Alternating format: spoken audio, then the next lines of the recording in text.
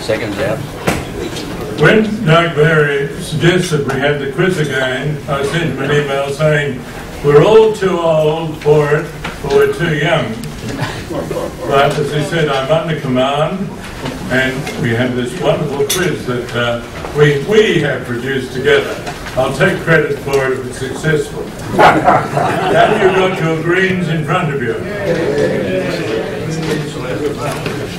Question 1 is division.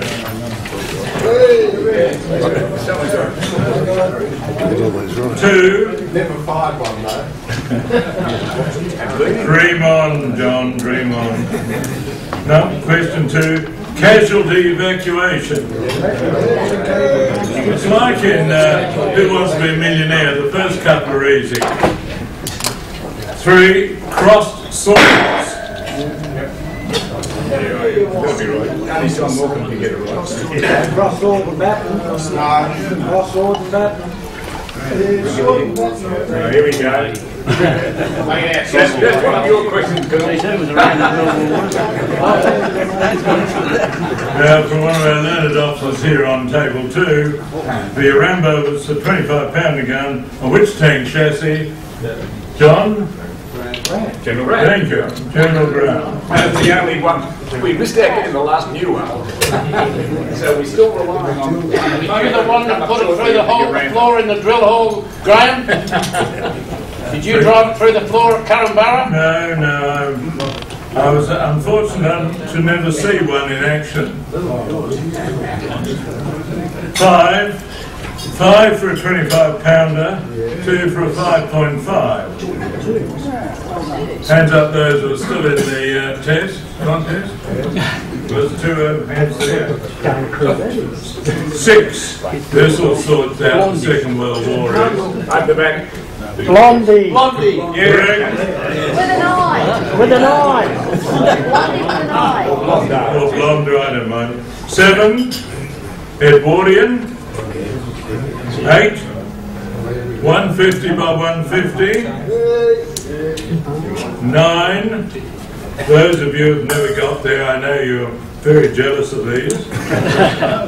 The gorget patch was the piece of armour that protected the throat, and the tabs reflect the means by which this important piece of defence was held in place.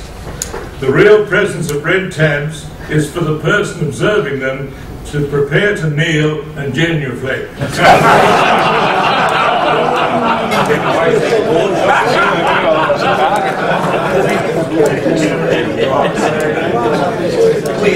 I refer you to table 1, to table 2, the 2 senior clergy who'll show you how it's done. 10, a diagram showing the VP's location in relation to local topographical detail. If you haven't got the wording quite right, put the comma in the right place.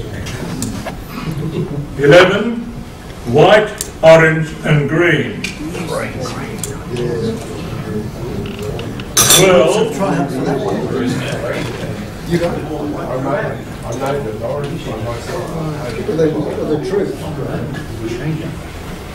that's, well, Neil, what were they? They were green in my day. Number 12, which I applied my successful run up at Canungra. I don't know how I got through it, but I did. Fire. 13, nil and nil.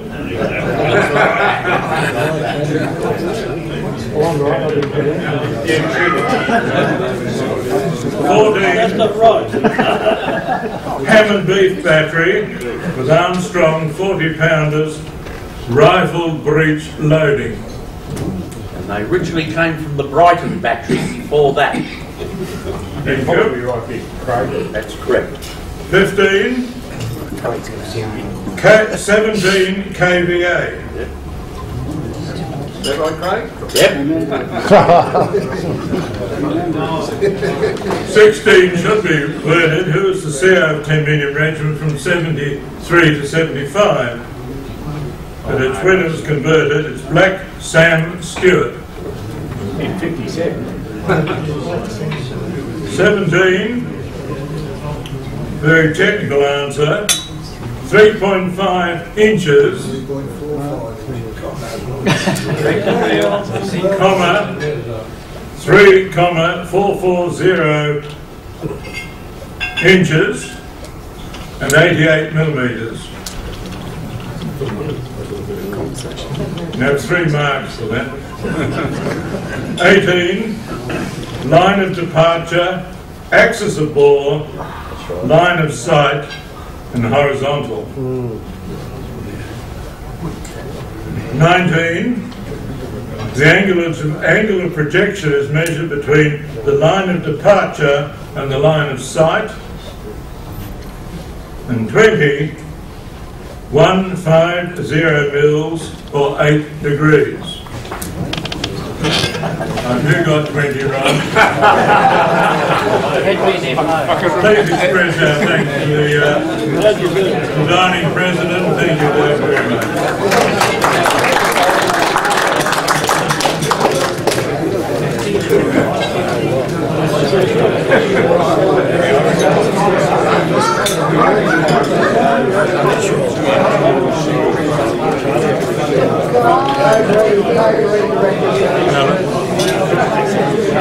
Thank you very much, Grant. I don't believe anybody.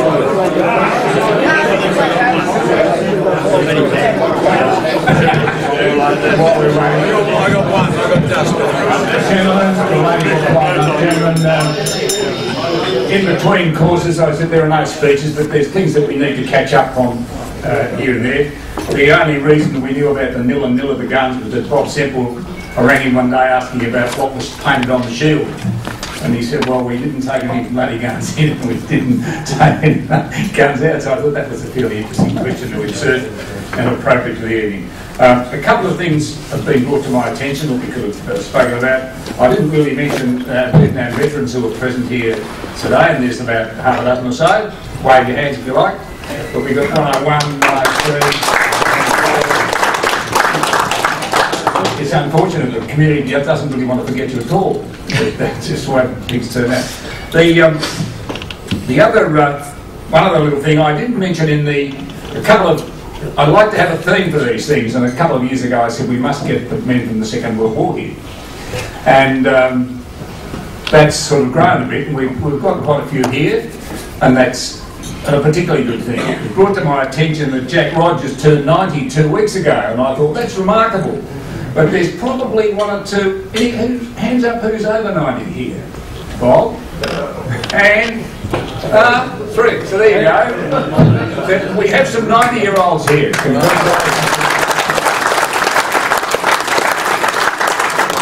This year I mentioned that we should have... Just a word of warning. Just a word of warning. Let your family know because they've got mine.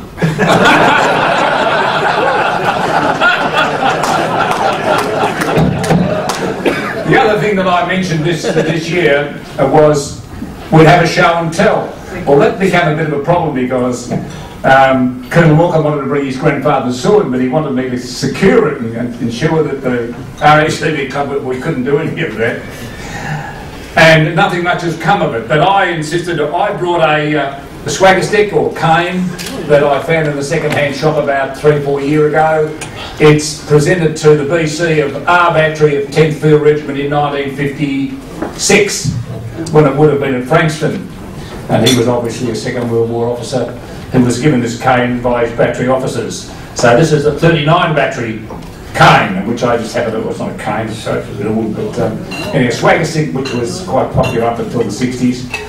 And I also, for some reason, somebody asked me a question once about where some of the numbering came from, and it doesn't matter much, but I do have a 1948 copy of Staff Duties in the Field, and very little has changed.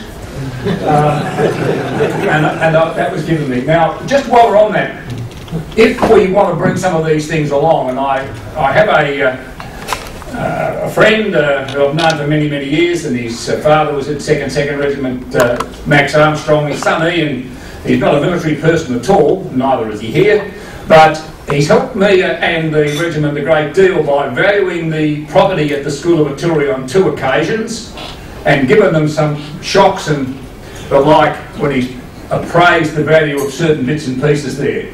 Some of it he's drastically reduced the anticipated values, but on most he's significantly increased it. If we could organise something a little more serious perhaps and bring along some of these things, I'm sure he'd happily come along and value them for you or evaluate them as the case may be. I do know that he sent me copies recently. He has 2 mounted photographs, one of 2 AFA taken in 1937. There's a number of 37 photographs here from Max Armstrong's collection in this showing, but he's also got one of 4th AFA. So the original 4-field regiment, if you will, and the original 2-field regiment, they've got a beautiful full-plate photograph about a couple of feet wide and in marvellous condition, ideal for reproduction, taken in 1937.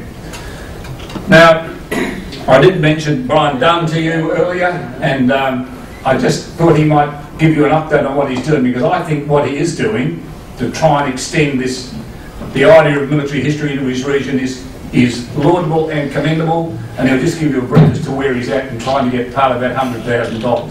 Thanks, Brian. Thank you. Thank you. The concept was put together by myself and members of the National Servicemen's Association in Geelong. In Geelong we have what's called the Geelong Peace Memorial. Now I don't know how many of you have been there, but there's 3,700 names approximately on the walls of the memorial in Geelong. Today, not many people know anything about, if anything, about those 3,700 names. They are the names of those who enlisted in World War I at the Geelong Recruiting Centre, of both killed in action and come back from service. In World War II, it's only got the names of those that were killed in action, but once again, it's the names of those who enlisted at the Geelong Recruiting Centre. So the submission that we put to the Centenary of Anzac was for school kids to come in, take a name off the wall, just pick a name off the wall, any name, and go away and do a full project on that person. Where they enlisted, how old they were when they enlisted, where they served, did they return, what sort of a family did they have after they returned, and what did their family do. The other part to that is, if they didn't want to do it on a name on one of the memorials in and around Geelong, there's 50 of them apparently, they could do it on a family member. Now, as I said, the Peace Memorial in Geelong has no names listed for Korea, Malaya, Vietnam and any conflict thereafter, because all recruiting then was done in Melbourne. But the problem exists now that we call ourselves a city greater Geelong in Geelong, and no names from any of the outstanding centres are listed in that Peace Memorial. In talking to a few of those that are involved, they state that if you was to take all the names of the people from Geelong who have ever served in Australia's Defence Force, you're looking at about 50,000 from the Geelong region. It's quite a phenomenal figure. But we can get those names, that's not a problem. Now, as I said, the second part of that is, if one of the children doesn't want to do it on a name on a Peace Memorial or a memorial of that type, they can do it on a family member, which opens the access up even better. In doing it on a family member, they can do the complete family history of where they served in Australia's Defence Force. We then have all the projects correlated, put onto a database, and we then have those names and that database forever. And those names no longer just become names. They then have a history behind them. And I think that's what we've got to look at. That's what we've got to look at when we look at memorials in and around our own cities and suburbs. At the present moment, most of those names are just names, but they deserve a history. And we can physically give them a history just by getting the school kids involved. And so, with the benefit of having our politicians in Geelong behind it, at the present moment they've released $100,000 to each electorate under the Centenary of Anzac, and a part of that is to get school children involved. But in talking on the weekend, our submission is still part of yet to be released, and they told me that that's going to come out in the next couple of months, all of the submissions that went into the Centenary of Anzac.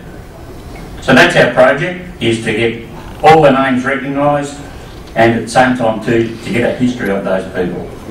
And I think, look, seriously, we could do it in every city in Australia without a problem and give every one of those names a history, and it's there forever. Thank you. Go ahead, Brian.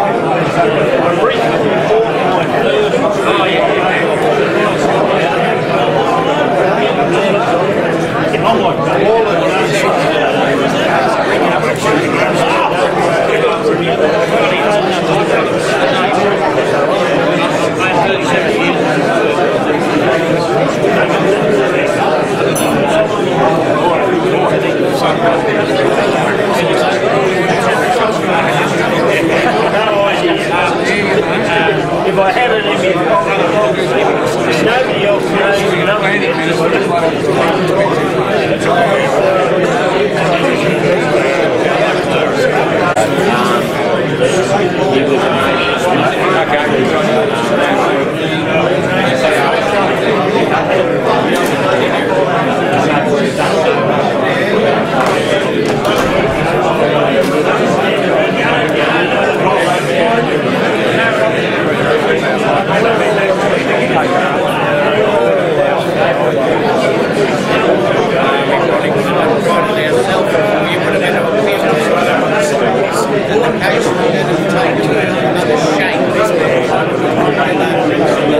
You can't do it like that, can you? have a bit of mind here.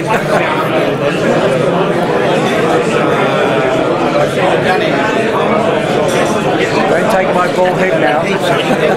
Straight on.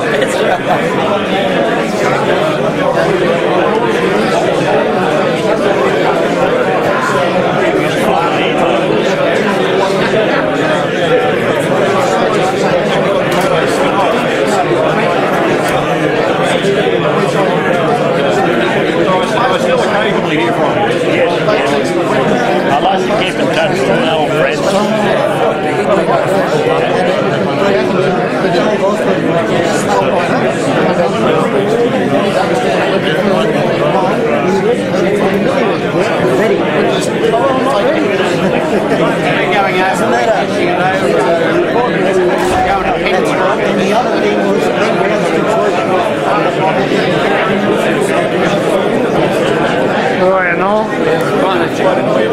Lovely photos, aren't they? Fantastic.